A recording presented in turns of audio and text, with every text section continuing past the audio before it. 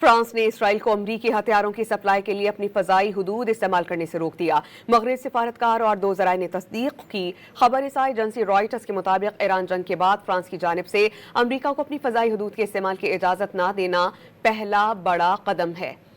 France کی صدارتی office یا وزارت خارجہ نے فوری طور پر فیصلے کی تصدیق یا تردید نہیں کی۔ فرانس نے اسرائیل کو امریکی ہتھیاروں کی سپلائی کے لیے اپنی فضائی حدود استعمال کرنے سے روک دیا۔ مغربی سفارتکار اور دو ذرائع نے تصدیق کی۔ خبر رساں ایجنسی رائٹرز کے مطابق ایران جنگ کے بعد فرانس کی جانب سے امریکہ کو اپنی فضائی حدود کے استعمال کی اجازت نہ دینا پہلا بڑا قدم ہے۔ فرانس کی صدارتی آفس یا وزارت خارجہ نے فوری طور پر فیصلے کی تصدیق یا تردید نہیں کی۔ فرانس نے اسرائیل کو امریکی ہتھیاروں کی سپلائی کے لیے اپنی فضائی حدود استعمال کرنے سے روک دیا۔ مغربی سفارتکار اور دو ذرائع نے تصدیق کی۔ خبر رساں ایجنسی رائٹرز کے مطابق ایران جنگ کے بعد فرانس کی جانب سے امریکہ کو اپنی فضائی حدود کے استعمال کی اجازت نہ دینا پہلا بڑا قدم ہے۔